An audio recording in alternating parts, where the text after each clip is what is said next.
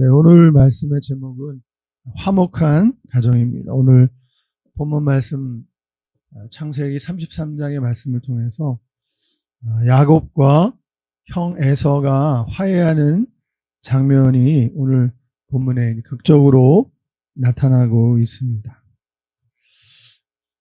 화목한 가정. 여러분 한번 그림을 한번 연상해 보실까요? 우리가 이 시간에 우리 그림을 한번 연상해 보도록 하겠습니다. 해질녘 집으로 돌아가는 가장의 모습을 생각해 봅니다. 네, 모든 일과를 마치고 해질녘에 가정으로 돌아가는 가장의 모습. 그의 손에는 가족을 위해서 뭔가를 들고 있습니다. 그 뭔가가 무엇일까요? 네. 어떤 분들은 붕어빵을 좋아하니까 붕어빵을 손에 들고 갈 수도 있고, 또 가족들이 좋아하는 그런 다과를 사들고 집으로 돌아가는 가정의 모습을 우리가 연상해 볼 수 있습니다. 우리 교회 구호 중에 교회 같은 가정, 가정 같은 교회, 그 구호에 이어서 오고 싶은 교회, 그리고 돌아가고 싶은 가정. 여러분 생각나십니까? 네. 교회는 오고 싶고, 가정은 돌아가고 싶고, 그래서 돌아가고 싶은 가정. 이런 구호를 우리가 매 주일 우리 서로 성도의 교제 시간에 구호를 외치고 있는데요. 하나님께서 아브라함을 창세기 12장에서 불러주셔서 그에게 아브라함을 복으로 삼아주시고, 아브라함 까닭에 천하 만민이 복을 받으리라. 또한 천하 만민이 하나님을 알게 되는 그 구속의 언약을 아브라함에게 주셨습니다. 하나님은 오늘 우리 믿음의 가정을 통해서도 우리의 가정들을 통해서 복이 되게 하시고, 그리고 다른 가정들을 주님께로 이끄는 그러한 구속의 사명, 축복의 언약을 우리 가정에게도 믿음의 가정에 주신 줄로 믿습니다. 할렐루야. 그리고 하나님께서는 반드시 이를 이루게 하십니다. 왜냐하면 하나님께서 말씀하셨기 때문입니다. 창세기 그 18장에 이렇게 보게 되면 하나님께서 말씀하신 대로 행하신다. 거기에서 나오는 하나님이 말씀하신 대로는 이삭을 하나님께서 이제 선물로 주실 때 아브라함이 99세가 되던 해에 하나님께서 아브라함에게 약속하셨죠. 내년 이맘때에 정녕 너에게 아들이 있으리라.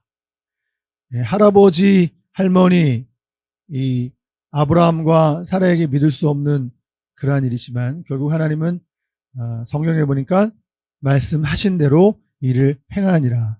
할렐루야.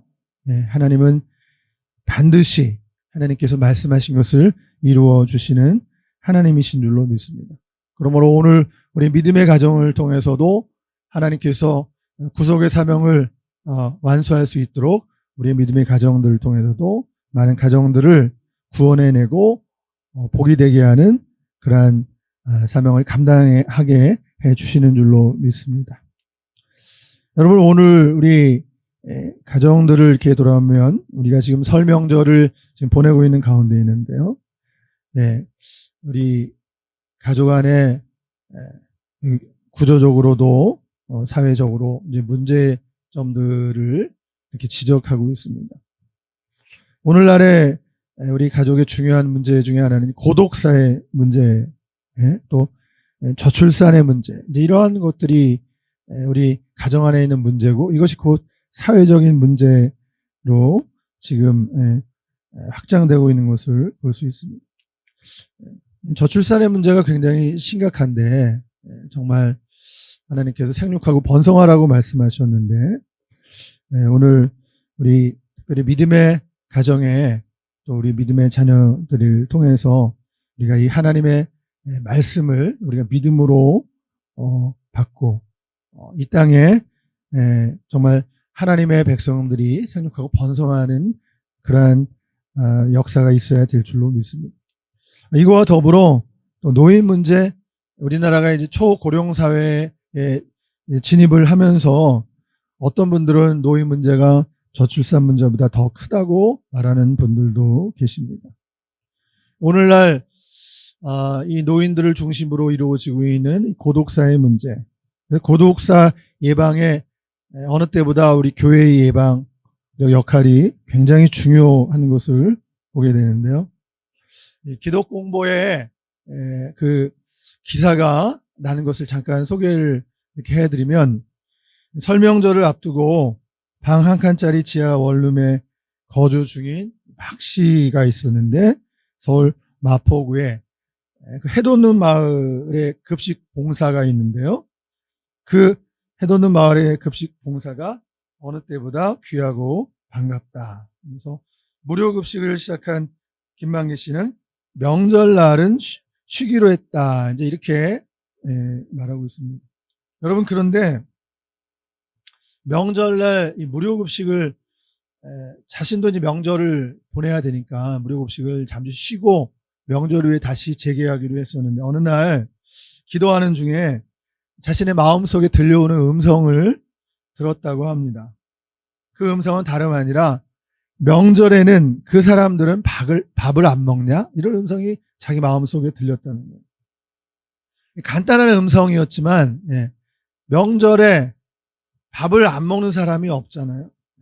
무료 급식을 안 하면 오히려 명절 때는 문 닫은 식당이 많고 배를 채우기가 더 어렵다는 사실을 이분이 깨닫고는 명절에도 무료 급식을 계속하기로 했다는 것입니다.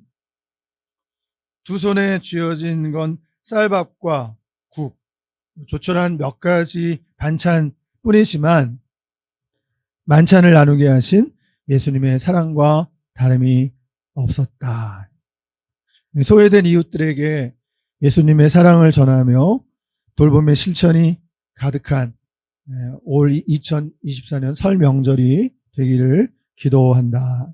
이렇게 말하고 있습니다. 여러분, 우리나라 1인 가구 5명 중에 4명이 고독사 위험군에 속해 있다는 것입니다. 그리고 그 중에 남자들이 여자보다 취약한데 남자의 고독사는 여성에 비해서 4배나 많습니다. 이유는 운동 부족과 이 가사 노동의 남성들이 취약하고, 그리고 변화하는 시대에 적응력이 부족하기 때문인 것으로 밝혀지고 있습니다. 국내 1인 가구 5명 중 이제 4명이 고독사 위험군에 속한다고 했는데, 1인 가구의 이 고독사 문제 예방에 당연히 교회가 중요한 역할을 할 수가 있겠죠.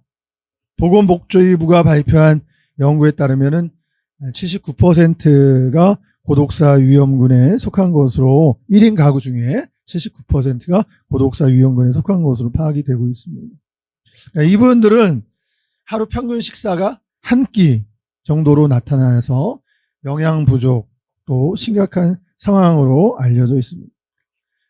또 특히 몸이 아플 때 돌봐주거나 집안일을 부탁해야 할 때 도움받을 사람이 없는 그러한 경우에 해당이 되고, 또 마음이 울적하거나 우울할 때 대화를 나눌 사람이 없는 경우가 태반이어서 이런 위기의 순간에 버팀목이 되어줄 이런 사회적 지지망이 대부분 없는 것으로, 이 사회에 그것이 구축되어 있지 않는 것으로 파악이 되었습니다. 그렇기 때문에 가정의 역할이 중요하고, 특별히 믿음의 가정의 역할이 중요하고, 교회의 역할이 중요한 때라고 볼 수가 있습니다. 실제로 1인 세대가 2023년도에 900여만 세대에 달해서 15년 사이에 정말 굉장히 많이 급증한 것을 볼 수 있습니다. 오픈도어의 박민선 이사장은 1인 가구 고독사 문제에서 지역사회에 있는 교회의 역할이 중요하다라고 말을 했는데요. 실제로 우리 교회가 이러한 사회의 그 외곽 지역, 사회복지 혜택에서 벗어나 있는 사각 지역, 이런 곳에 있는 노인들을 중심으로 해서 돌봄이 필요한 것을 우리가 볼 수가 있습니다. 실제적으로 정부나 지자체에서 이런 1인 가구에 대한 파악이 제대로 이루어져야 되는데, 근데 그 과정에서 어려움을 많이 겪고 있다고 합니다. 그래서 오히려 지역사회에 있는 교회들이나 또 우리 믿음의 가정들이 이런 위험에 빠져 있는 1인 가구들을 우리 주변에서 파악해서 알 수가 있잖아요. 그래서 그들을 돌보고 지원하며 나아갈 때 우리 사회의 이런 고독사 문제를 해결하는 데 기묘한 도움을 줄 수 있을 것으로 볼 수가 있겠죠. 이 1인 가구가 무엇보다도 이제 고독사에 취약할 수밖에 없는데요. 그렇죠. 혼자 사는 사람들이 오히려 이런 고독사에 더 취약한 그런 부분을 보이고 있습니다. 그래서 1인 가구에 대한 관심과 돌봄이 이루어져야 되는데, 돌봄의 손길이 이어가지 못한다면 그만큼 발생 건수가 더 늘어날 것이다 라고 볼 수가 있습니다.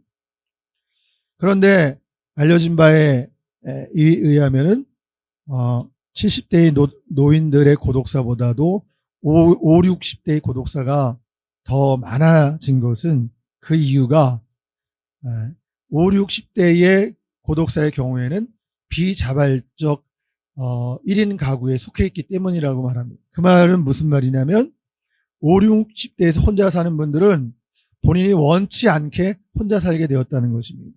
이혼과 실직 등으로 인해서 혼자 살게 된 60대의 고독사가 가장 높은 비율로 나타나고 있습니다. 따라서 교회는 이런 소외된 분들에게 관심을 갖고 섬김을 실천하는 이러한 일이 참 기묘하다라고 할 수가 있을 것이고, 고독사를 예방하는데 정말 어찌 보면 가장 효과적으로 역량을 발휘할 수 있는 공동체가 바로 교회 공동체다. 지금 이렇게 문제가 심각할수록 교회가 해야 될 역할의 중요성이 더 강조되고 있고, 특별히 이 일을 교회에만 맡길 것이 아니라 믿음의 가정들이 돌볼 수 있는 그 범위가 있어요. 그 범위 내에 보여지는 그런 사회복지제도의 사각지대에 있는 노인분들을 중심으로 한 이런 돌봄 사역에 관심을 가져야 되겠다라는 것입니다. 여러분, 오늘날 대표적인 가정 문제는 세 가지로 볼 수가 있는데요. 가정의 대표적인 문제, 그 세 가지는 빈곤 문제, 바로 경제적인 문제와 직결되는 거죠. 빈곤 문제와 그리고 이혼 문제, 사회적으로 이혼율이 치솟고 있는 OECD 최고 이혼율을 지금 갱신하고 있는 우리 대한민국, 그리고 세 번째는 가족 간 폭력의 문제입니다. 이러한 문제에 우리가 관심을 가지고 이런 문제를 어떻게 해결해 갈 것인가. 오늘 그래서 말씀의 제목이 화목한 가정은 정말 이 시대에 아주 중요한 그 제목 자체로도 중요한 의미를 주는 그런 말씀이라고 볼 수가 있습니다. 노인 문제뿐만 아니라 저출산의 문제가 사회적인 문제, 국가적인 문제로, 사실 대한민국이 앞으로 50년 후에는 국가가 지도상에서도 사라질 수 있다는 그런 보고까지 나온 국가의 존폐의 귀료에 서 있는 바로 이 문제가 우리 가정의 문제라고 볼 수가 있습니다. 여러분, 그러면 사회적 문제, 이런 이 가정 문제에 대한 해결책이 무엇이겠습니까? 문제는 복잡하고 참 진단하는 그 과정도 어렵긴 하지만 이 풀어가는 과정에서, 그러나 이것을 우리가 탁상공론으로 끝날 수가 없는 문제이기 때문에 이런 사회적 국가적 문제로 대두된 이 문제에 대한 해결은 바로 가정을 살리는 일이 대안이 될 수 있겠다라고 말씀을 드리는 것입니다. 가정을 살리는 일이야말로 이 사회에 지금 일어난 수많은 문제들을 해결하는 궁극적인 해결책의 하나로 볼 수가 있다라는 것이죠. 화목한 가정을 이루기 위해서 우리는 노력해야 합니다. 여러분, 그러면 이런 화목한 가정은 어떤 가정일까요? 성경에서 말씀하고 있는 화목한 가정의 조건은 첫 번째로 아내는 남편에게 복종하고 남편은 아내를 사랑하는 가정입니다. 오늘 우리가 하나님의 말씀을 통해서 우리의 삶의 그 기준을 삼아야 되는데요. 에베소서 5장 22절에 보니까 아내들이여 자기 남편에게 복종하기를 주께 하듯 하라. 그러므로 교회가 그리스도에게 하듯 아내들도 범사에 자기 남편에게 복종할지니라. 남편들아, 아내 사랑하기를 그리스도께서 교회를 사랑하시고 그 교회를 위하여 자신을 주심같이 하라. 이와 같이 남편들도 자기 아내 사랑하기를 자기 자신과 같이 할지니 자기 아내를 사랑하는 자는 자기를 사랑하는 것이라. 그러나 너희도 각각 자기의 아내 사랑하기를 자신같이 하고 아내도 자기 남편을 존경하라. 에베소서 5장에 있는 말씀인데요. 여러분, 우리 성도들은 이 세대를 본받지 말아야 합니다. 로마서 12장 2절에 너희는 이 세대를 본받지 말고 오직 마음을 새롭게 함으로 변화를 받아 하나님의 선하시고 기뻐하시고 온전하신 뜻이 무엇인지, 하나님의 뜻이 무엇인지를 분별하도록 하라. 이렇게 말씀하고 있습니다. 그러므로 우리 교회와 성도들은 이 세대의 정신을 쫓아가면 안 됩니다. 어떤 사람들은 십계명을, 오늘날 십계명을 지키느냐? 십계명은 구시대의 유물이라고 말하는 사람조차 있는데요. 여러분, 이것은 명백히 잘못된 것입니다. 십계명은 사랑의 계명인 것이에요. 여러 번 말씀을 드리지만 1계명부터 4계명은 하나님 사랑에 대한 계명이고 5계명부터 10계명은 이웃 사랑에 대한 계명이에요. 그러므로 10계명은 사랑의 계명이에요. 오늘날도 우리 성도들이 지켜야 될 하나님의 계명입니다. 구약 말씀이라고 해서 오늘날 그 구약의 말씀을 우리가 안 지키는 게 아니에요. 구약을 통해서도 우리는 예수 그리스도의 흔적과 그림자를 볼 수가 있기 때문이죠. 우리가 하나님의 말씀을 오해해서는 안 돼요. 또 이 세대 가운데 하나님을 오해해서도 안 돼요. 십계명을 지키는 것이 여러분 결과적으로 우리 자신을 이 악한 세상에서 지켜주는 하나님의 보호의 말씀이 된다는 사실을 우리 성도들은, 교회와 성도들은 꼭 잊지 말아야 될 것입니다. 두 번째, 우리가 화목한 가정을 이루기 위해서 노력해야 할 것은 부모는 자녀를 사랑으로 양육하고 자녀는 부모에게 순종하는 가정인 것입니다. 화목한 가정은 자녀를 사랑으로 양육하고 자녀는 부모에게 순종하는 가정입니다. 자녀들아, 주 안에서 너희 부모에게 순종하라. 이것이 옳으니라. 내 아버지와 어머니를 공경하라. 이것은 약속이 있는 첫 계명이니 이로써 내가 잘되고 땅에서 장수하리라. 실제로 정말 효도하는 자녀들이 잘되는 그런 일들을 우리가 정말 많이 볼 수가 있습니다. 이 시간에 그 예를 들지 않는다 하더라도 효자의 가정이 축복을 많이 받는 것을 볼 수가 있어요. 또 계속해서 말씀하기를 또 아비들아 너희 자녀를 노엽게 하지 말고 오직 주의 교훈과 훈계로 양육하라. 이렇게 에베소서 6장 1절에서 4절의 말씀으로 자녀 양육에서 교양과 훈계로 양육할 것을 말씀해 주고 있는 것입니다. 우리가 이렇게 갈 때 부모와 자녀 간의 관계도 아름다운 가정으로, 화목한 가정을 이끌어 갈 수가 있는 거죠. 세 번째, 화목한 가정은 형제들끼리 사랑하는 가정입니다. 오늘 본문 말씀해 보니까 창세기 3장 33장 10절 11절에 보면 오늘 본문 말씀에 이렇게 되어 있죠. 야곱이 이르되 그렇지 아니하니이다. 내가 형님의 눈앞에서 은혜를 입었사하면 청하건대 이 손에서 예물을 받으소서. 내가 형님의 얼굴을 배운 즉 하나님의 얼굴을 본 것 같사하며 형님도 나를 기뻐하심이니이다. 여러분, 야곱이 어렸을 때 그 팥죽 한 그릇으로 형의 장자권을 빼앗지 않았습니까? 그 사실로 말미암아 이삭의 축복 기도를 받지 못한 그 형 에서가 야곱을 죽이려고 했을 때 야곱이 이제 살던 집을 떠나서 도망하지 않습니까? 베델에서 돌베개를 베고 잘 때 그 꿈속에서 땅 위에서 하늘까지 이렇게 이어져 있는 그 사닥다리에 천사들이 오르락내리락 하는 속에서 하나님의 음성을 듣죠. 야곱에게 주신 하나님의 말씀은 두려워하지 말라고 말씀하신, 염려하지 말라고 하신 하나님께서는 네가 돌아올 때까지 너에게 허락한 것을 다 이루어 주겠다. 그리고 반드시 안전하게 고향으로 돌아오게 하겠다는 하나님의 약속의 말씀을 듣습니다. 그렇지만 그 이후에 이제 야곱이 외삼촌 라반의 집에 가서 결혼도 하고 그리고 재산도 많이 증식하고 이제 고향으로 돌아올 때 그때 형 에서가 400명의 군사를 이끌고 자기에게 온다는 소식을 들었을 때 얼마나 두려웠겠어요. 옛날 생각이 나면서 자칫하면 형님을 통해서도 내가 죽을 수도 있겠구나. 야복 강가에서 밤새워 씨름하며 기도하다가 결국 응답을 얻어내지 않습니까? 그래서 내 이름을 야곱이라 하지 말고 그 간교한 자라고 하는 야곱이라 하지 말고 이제 이스라엘이라고 하라.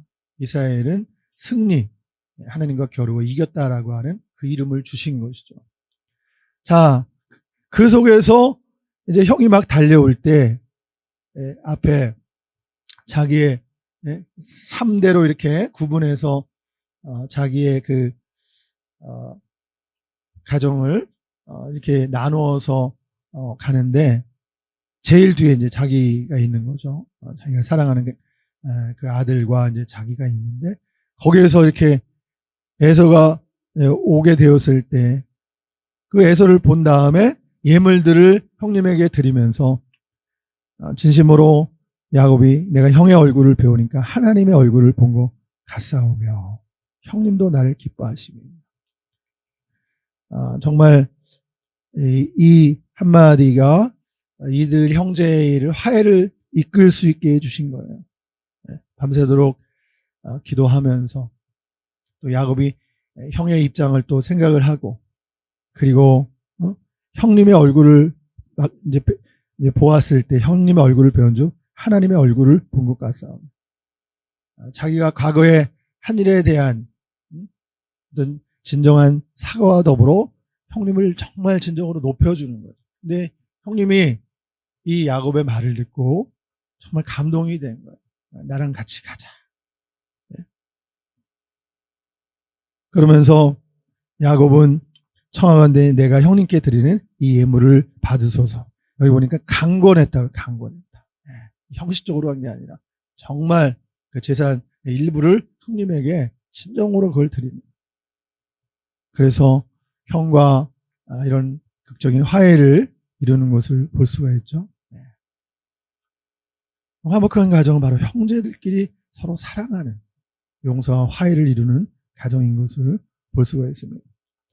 그 다음에 화목한 가정은 정서적인 지지가 이루어지는 가정이라고 할 수가 있겠죠. 우리 가족 구성원들은 가정 안에서는 하고 싶은 말을 할 수 있어요. 자유롭게 할 수 있어야 돼요. 전한 말씀 중에서 그야말로 높은 사람이 낮아지고 낮은 자가 높아지는 곳이 바로 가정에서 그것이 시행이 되는 것을 볼 수가 있습니다.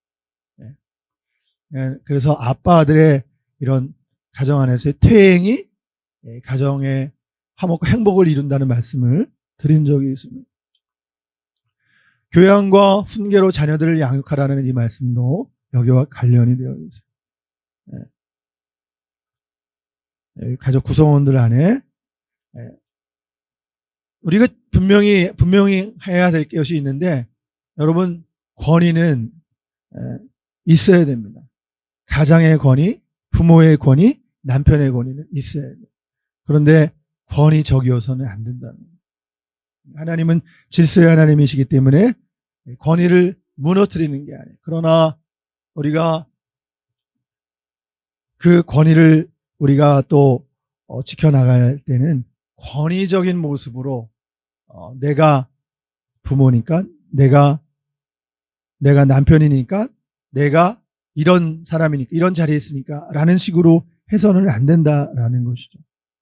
그래서 가정 안에 이런 정서적인 지지, 외부에서 가족 구성원들이 살다가 돌아왔을 때 자녀들이 나가서 돌아왔을 때도 부모들이 힘을 주는 거잖아요. 자녀들의 말을 들어요. 이것은 비단 자녀들에게만 해당되는 것이 아니에요. 부부간에도 서로가 정서적인 지지가 되어져야 돼요. 이것은 일방적일 수가 없는 거예요. 정서적인 지지는 우리가 또 생각할 때 이것이 남편이 아내에게만 하는 것도 아니에요. 이것은 아내도 남편에게 해야 되는 것이에요. 정서적인 지지는 또한 부모가 자녀에게만 하는 것도 아니에요. 자녀들이 부모에게도 할 수가 있는 거예요. 바깥에서 돌아온 아빠의 모습, 엄마의 모습을 보고도 얼마든지 우리 가정의 구성원들은 서로가 서로에 대해서 이런 정서적인 지지를 할 수가 있어야 된다는 것입니다. 오늘 말씀을 통해서 우리는 주께로부터 화목하게 하는 직분을 받았다. 이렇게 성경을 통해서 우리는 분명히 확인하고 있습니다. 모든 것이 하나님께로부터 났으며 그가 그리스도로 말미암아 우리를 자기와 화목하게 하시고 또 우리에게 화목하게 하는 직분을 주셨다고 했습니다. 또 하나님께서 그리스도 안에 계시사 세상을 자기와 화목하게 하시며 그들의 죄를 그들에게 돌리지 아니하시고 화목하게 하는 말씀을 우리에게 부탁하셨다고 했습니다. 그러니까 우리 믿는 자들은 또 우리 믿음의 가정은 화목해 하는 직분을 받은 거예요. 예수 그리스도로 말미암아 죄로 인해서 하나님과 원수되었던 우리가 예수 그리스도의 십자가와 십자가의 그 피 흘리심을 통해서 하나님과 원수되었던 우리가 화목하게 되었습니다. 얼마나 감사한 일이에요. 뿐만 아니라 우리에게 화목하게 하는 직분까지도 주셨다라고 말씀하고 있습니다. 이 화목하게 하는 직분은 세상을 자기와 화목하게 하시는, 하나님과 죄로 말미암아 멀어져간 이 세상을 하나님과 화목하게 하는 그 일을 하는 거예요. 거기에 우리 믿음의 가정과 믿음의 사람들이 화목하게 하는 직책을 가지고 그 일을 우리가 수행할 수 있는 영광스러운 그런 직책을 받게 되었습니다. 창세기에 보니까 아브라함의 가정사 속에 나타난 이야기 속에 보면은 아브라함에게는 아내 사라가 있었고 그리고 사라의 몸종 하갈이 있었는데 아브라함 가정의 문제는 자식이 없는 것이 문제였잖아요. 그러나 하나님께서는 이미 일찍이 하나님께서 아브라함에게 내 자손을 하늘의 별과 채변의 모래처럼 많게 하리라는 약속을 이미 주셨습니다. 중간에 아브라함이 믿음이 떨어질 때에도 하나님은 밤중에 아브라함을 불러내셔서 밤하늘의 별들을 바라보면서 저 별들을 네가 헤아려 셀 수가 있느냐, 그 셀 수가 없을 만큼 저 많은 별들처럼 너의 자손을 많게 하리라고 했을 때 아브라함이 하나님을 믿었어요. 그래서 창세기 15장에서는 아브라함이 여호와를 믿으니 이를 그의 의로 여기셨다, 이렇게 말씀해 주고 있어요. 근데 바로 이 가정 안에 어쨌든 간에 하나님께서 후손을 주시는데 아브라함에게 기다리게 하셨어요. 금방 주시지 않았어요. 그 과정 속에 사라가 자기의 자식이 생겨나지 않자 자기의 몸종 하갈을 아브라함에게 주어서 그로 하여금 자식을 낳게 했죠. 그 아들의 이름이 이스마엘입니다. 그런데 이 여종이 임신하면서부터 여주인을 이제 조롱하고 무시하기 시작했잖아요.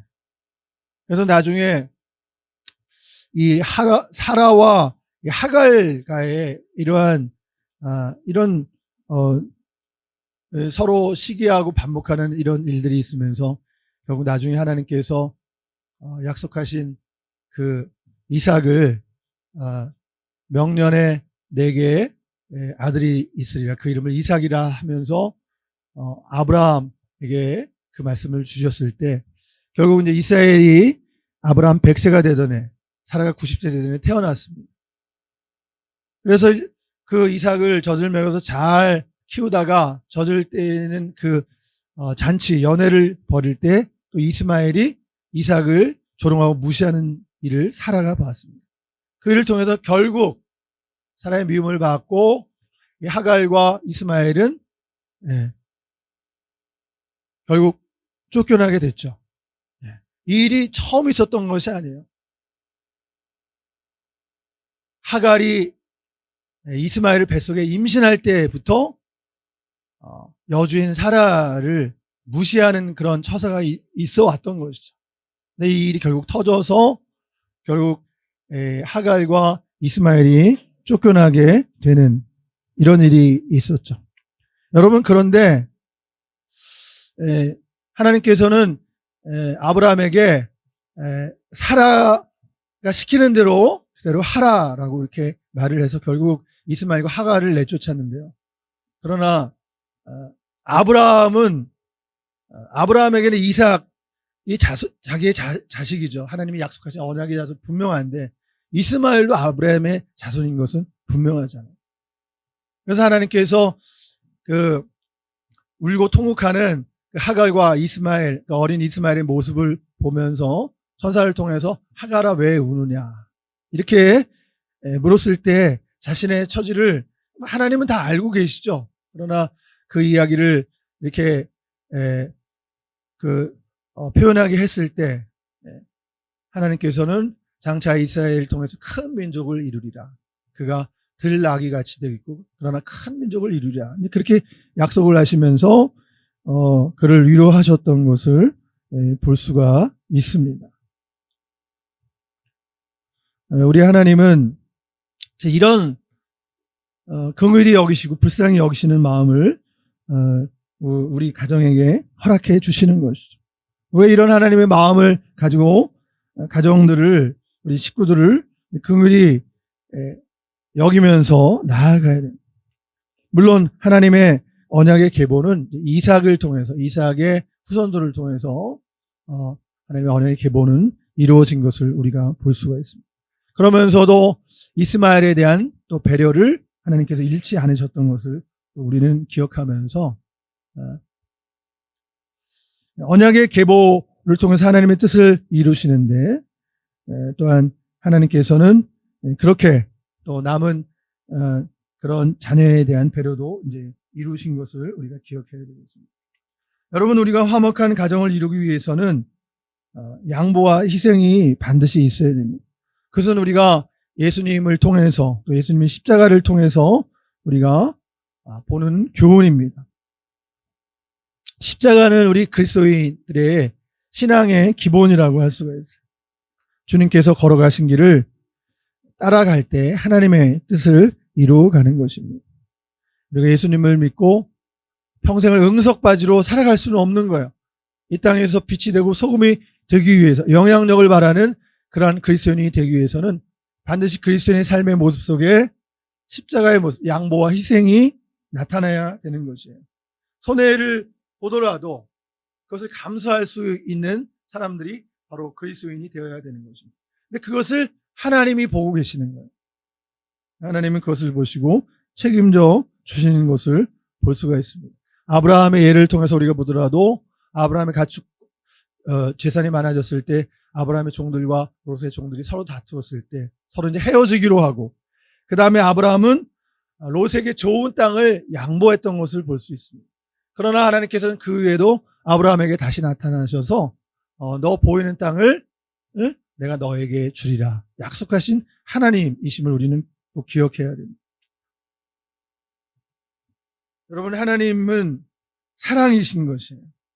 조금 전에 말씀드린 대로 아브라함의 가족사를 통해서 또 하갈과 이스마엘까지도 먹이시는 하나님 아버지를 우리는 기억해야 해요. 성경의 로마서에 보면은 모든 사람이 다 죄인이라고 말씀하고 있죠. 그것은 진리입니다. 그런데 또 한 가지, 또 모든 사람은 다 사랑을 원하는 것이에요. 이것 또한 틀림없는 진리인 것입니다. 그래서 하나님께서 죄인인 이 인류를 구속하시기 위해서 예수님을 이 땅에 보내셔서 십자가에 못 박으신 것이에요. 그 십자가는 바로 하나님의 사랑이죠. 그러므로 누가 뭐라고 해도 하나님은 사랑이신 것입니다. 오늘 우리가 하나님을 오해하면 안 돼요. 신앙생활 하다가 어려운 일을 만나면 하나님이 내게 벌을 주시나 보다. 나는 저주를 받았나 보다. 그렇게 말하는 사람은 하나님을 모르는 거죠. 사랑하는 자에게 임하는 것이 징계라고 했어요. 여러분, 그러므로 사랑에는 징계도 포함이 되는 거죠. 펄벅 여사가 한 말 중에 유명한 말이 있는데, 어머니가 매를 들어도 사랑이고, 어머니가 좋은 것으로 자녀에게 음식을 만들어줘도 매 한 가지 사랑이라고 말했어요. 우리는 하나님이 사랑인 것을 변함없이 믿어야 되겠습니다. 마지막으로 C.S. 루이스가 나니아 연대기를 집필한 그 C.S. 루이스가 사랑을 네 가지로 분류했는데요. 이 네 가지 사랑을 말하면서 우리의 사랑이 성장해야 함을 보여주고 있습니다. 첫 번째의 사랑은 남녀 간의 사랑이라고 해서 에로스의 사랑. 두 번째의 사랑은 가족 간의 사랑입니다. 스트로게라고 하는 이 가족 간의 사랑. 부모로부터 자녀에게 주어지는 이 사랑과 더불어 가족들 간에 친밀하게 이루어지는 사랑, 스트로게 사랑. 그것이 가족 사랑입니다. 세 번째는 필리아라고 불려진 친구 사랑인데요. 이 친구 사랑은 가족 사랑의 확장이라고 볼 수 있습니다. 관계 사랑이라고 볼 수 있어요. 이것은 이웃 사랑으로 우리 가족 사랑에서 머무르지 않고 우리가 관계하는 이웃에게로, 친구에게로 뻗어나가는 사랑을 말한 필리아죠. 이것은 성도들의 삶 속에 봉사와 나눔으로 꽃이 피는 것입니다. 우리 소망교회를 건립하신 곽선희 목사님의 할아버지가 이 나눔과 이 실천을 아주 잘하신 분이에요. 곽선희 목사님은 목이 닳도록 할아버지 자랑을 하고 할아버지와 아버지 때문에 복을 받았다고 말씀하신 분이에요. 그 소망교회 압구정동에 있는 소망교회 여러분들 아시죠? 근데 그 할아버지께서 해마다 한두 번씩 그 거린들을 초청해서 그 거지잔치를 해줬다는 거예요. 그날만큼은 하여튼 밥 먹는, 그 당시에는 더 힘들었잖아요. 밥 먹는 그런 거린들을 다 초청해서 하루 이틀씩 날 잡아서 마음껏 배불리 먹을 수 있게 해주셨다. 그러면서 할아버지가 돌아가시면서 위언을 하셨는데, 한 번 더 나를 위해서 그 잔치를 한 번 더 해다오. 내가 죽을 때. 그렇게 해서 그 할아버지 유언을 지켜가는 거예요. 아버지도 할아버지를 쫓아서 그래서 잘 나누고 섬기는 그런 삶을 사셨어요. 곽선희 목사님이 말씀하시는 거예요. 내가 할아버지의 복을 이어받았다. 우리 성도들의 삶 속에서 가족 사랑을 우리가 잘 경험한 이후에 그것이 바로 친구 사랑, 이웃 사랑으로, 그것은 봉사와 나눔으로 이어지는 것을 말합니다. 오늘 이 부분이 우리 크리스찬의 믿음의 가정들을 통해서 더 확장되기를 원하는 것입니다. 마지막 사랑의 네 번째는 하나님 사랑, 아가페라고 해서 하나님 사랑. 아가페 사랑, 하나님 사랑으로 성장해야 된다. 이것은 주님이 자기 몸을 내어주시기까지 우리들을 사랑하신 그 사랑, 아가페의 사랑을 말합니다. 우리의 사랑이 이렇게 성장해 가야 하는 것을 네 가지 사랑으로 분류해서 이제 설명했습니다. 우리가 이런 아가페 사랑으로까지 나아가게 될 때 하나님의 나라를 세워갈 수 있는 것이죠. 하나님의 나라는 눈물과 십자가를 통해서 만들어 갈 수가 있는 것입니다.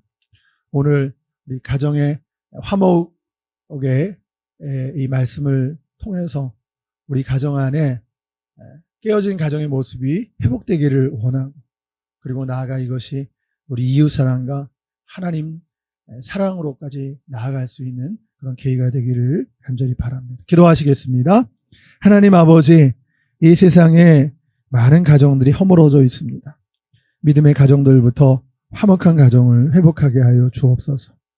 야곱과 에서처럼 형제간에 용서하고 또 부부간 순종과 사랑으로 또 부모와 자녀 간의 순종과 사랑을 회복하게 하옵소서. 가정의 화목을 통해서 이웃과 화목으로 나아가게 하시고 하나님 사랑, 십자가를 주신 아가페 사랑으로 하나님 나라를 만들어가게 하옵소서. 주 예수님의 이름으로 기도하옵나이다. 아멘.